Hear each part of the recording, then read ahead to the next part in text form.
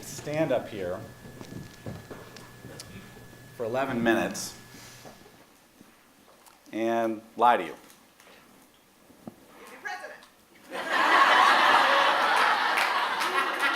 And I'm done.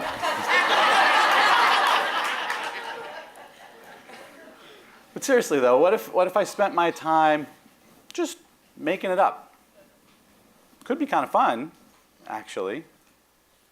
I could regale you with stories from my life. The time that I made those 2 free throws to win the conference championship. I could tell you about my Pulitzer Prize. That night in Amsterdam. Right? I could tell you all about the data over the course of my career that supported every major hypothesis that I've ever had. The truth is, though, I could probably kind of get away with it, actually. Now, granted, I probably wouldn't be invited back to Frank next year, the year after. But for these few minutes, you'd engage with a little bit of what I had to say. And I probably wouldn't be pulled off stage here. And that's probably good here at Frank, because who knows how that would happen. I can imagine some kind of dangerous circus contraption or something. Kind of pulling me up out of the roof like Lady Gaga or something. In fact, we could talk about my friendship with Lady Gaga for a while, right? But the truth is that this is a bit of a problem for us, right? And this problem is something that we might think about on a more grand scale. Think about the mass communication system that we have right now, that we've built together. And it's not just a matter of pernicious lies. It's also a matter of earnest journalists sometimes making mistakes. Errors get made. You need no further evidence for this than the correction section in a daily newspaper to know that people trying to do their job occasionally make mistakes.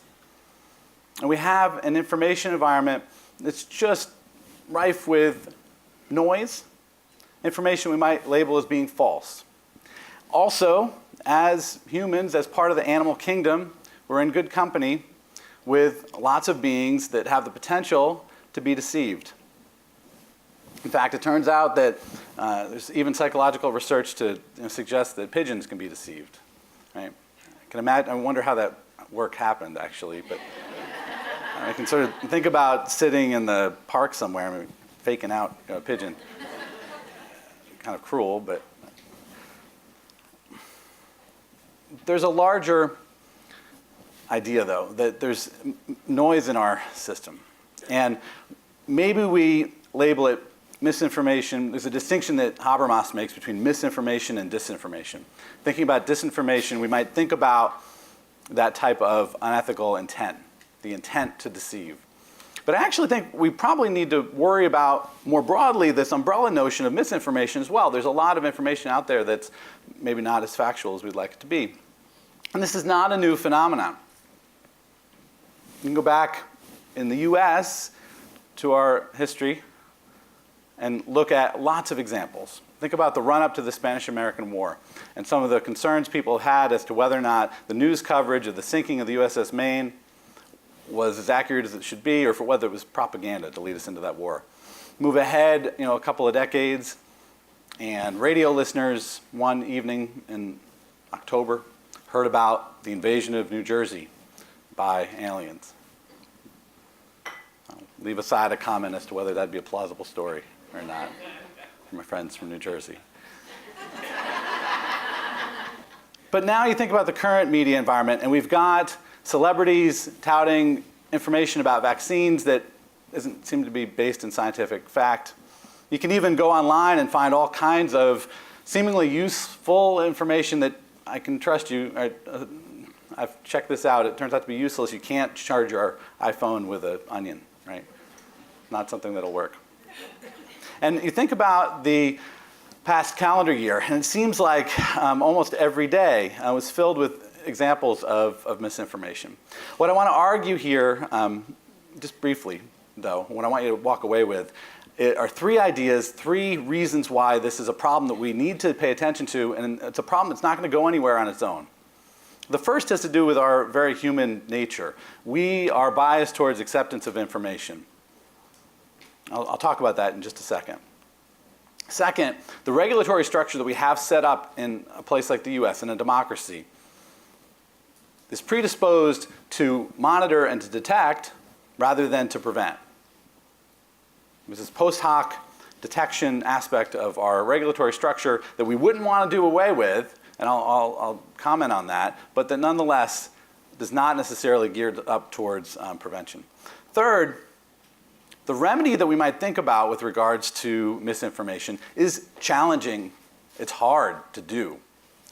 It's possible, but it's not going to happen easily. Okay, so on to this first point. Back in the 17th century, there was a philosophical debate between a guy named Spinoza and this other guy, Descartes. And they argued about lots of things. But one of the things that they argued about through letters and writing is what happens when you encounter a piece of false information. And Descartes made this argument that actually people are pretty good at being able to screen out, to detect false information. Spinoza argued something slightly more nuanced. He argued that actually what happens is you accept information wholesale, and then you tag it as being true or false. That opens the door for some acceptance of misinformation. That opens the door for fatigue, for distraction, for other things to get in the way, and for people to be walking around accepting information that was otherwise false. And it turns out that the empirical support in the last decade or so is starting to back Spinoza. Turns out that we seem to process information in one part of the brain and to assess validity with another. We're also, as humans, beings that are emotional. And this is a wonderful part of our existence. But it also complicates things. It complicates information processing. In fact, there's good evidence to suggest that when you are angry, that you're more likely to accept information that backs your pre-existing ideas. Sounds kind of relevant to our current political environment, right? And we also live in a world where we're connected to other people. And we know that there are certain recipes for spreading rumors that sometimes characterize our wider information environment. You put people in a situation of a vacuum and uncertainty, and I can guarantee you that unless you have good corrective information out there, that misinformation will spread. Rumors will spread.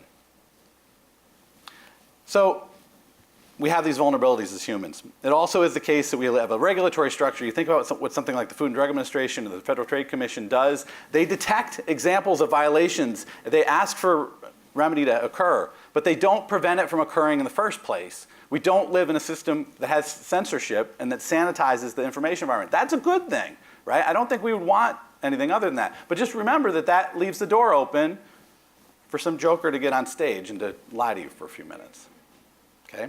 And that's okay, but we just need to embrace that this is part of our system. Well, it turns out that there are remedies, corrections possible, but I want to also point out that it seems to be possible only when there's direct rebuttal, when you're saying, well, we're going to correct the fact here.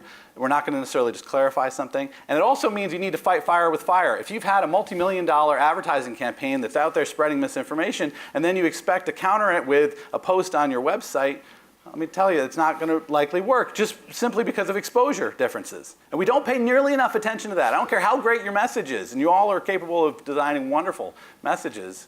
Exposure matters too, and we have to be able to have the resources to fight fire with fire. Okay, so where are we going then with all this? I've sort of painted, hopefully, a picture that's somewhat convincing. I wasn't lying to you, I promise, about what I had to say. But this is a challenge. This is a challenge that's going to be with us, and it's going to require work from more than just academics. There is a robust academic arena starting to percolate.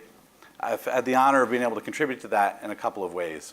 A couple of years ago, we put a special issue of a journal called the Journal of Communication together, all about misinformation.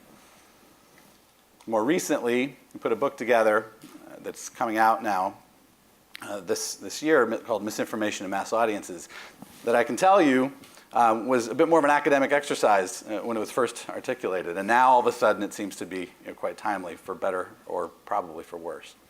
But nonetheless, this is a problem that's going to take more than academic research. It's going to require certainly work in the professional arena, and there's a lot of great work happening with factcheck.org and fact-checking organizations. We have the honor of having Claire Wardle here to talk about some of what's happening in the journalistic arena, so you should stay tuned for that talk as well.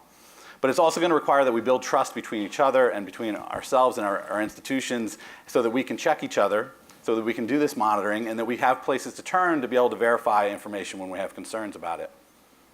We also need to worry about the proliferation of the use of the term fake news, which has been used as a political weapon in a way that's really problematic given all that I just said.